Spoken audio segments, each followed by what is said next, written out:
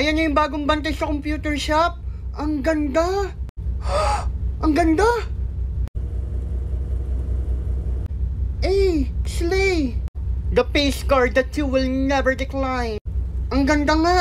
Popormahan siguro ng addict sa computer shop tong bantay sa computer shop. Ang ganda eh. Hi, ito na yung lugar kung saan ako magtatrabaho bilang bantay sa computer shop. Let's go. Bagong buhay, bagong trabaho. Hi. Asim, grabe na may amoy ngayon na may baktol. Welcome sa impyerno. Paano hindi aasim tong computer shop? Ang aasim naman naglalaro dito. Makapag-air freshener nga. Ay, mukhang malinis ngayon yung bantay sa computer shop ah. Maarte, yan ang maganda. Correct ka dyan keyboard. Mapupunasan na din ako. Smells good. Mukhang malilinis na din ako ah. Kailangan kong galingan. First day ko pa naman sa work as bantay sa computer shop. Kahit hindi mo galingan sa work, mga demonyo mga tao dito. Let's go. Siguro pag nakilala niyo yung addict sa computer shop, susuko tong bagong bantay sa computer shop. Correct. Mag-overheat na naman ako pag bumalik yun. Kailangan maganda ko lagi para maraming customer. Kaya total ikaw naman yung bantay sa computer shop. Linisan mo naman ako, puro alikabok na ako oh. Kaya ako din total maganda ka naman, punasan mo naman ako oh. Andito pa rin laway ng mga addict sa computer shop.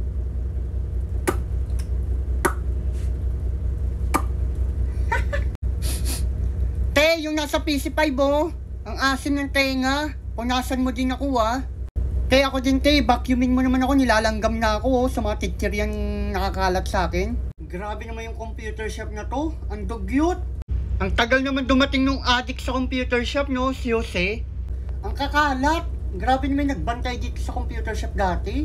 Mukhang marami kang lilinisin ate. Mukhang magiging challenging sa'yo to. Ayan yung addict sa computer shop. Panigurado, 1 linggo yan dito.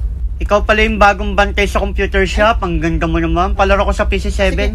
Buksan mo na lang yung power ha. Okay. Ilang oras ka pala? 1 linggo. 1 linggo? Oo, bakit? Grabe ka naman. Wala na naman tayong pahinga nito. Ate, 1 oras na sa PC5.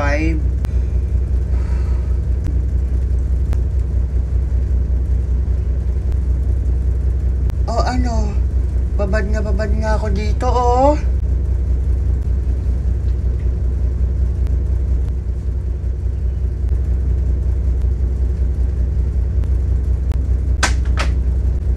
Ilang oras ka?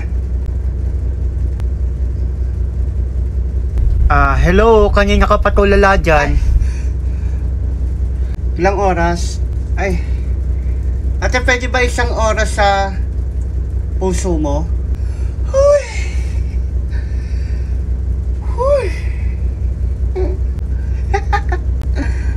Time niya yung nasa PC5.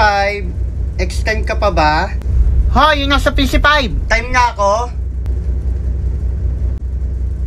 Pwede ba pa-extend ako ng panghabang buhay para makasama lang kita?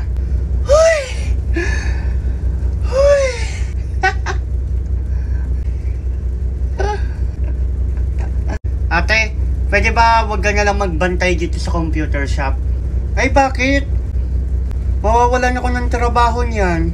Bantayan mo na lang yung magiging anak natin.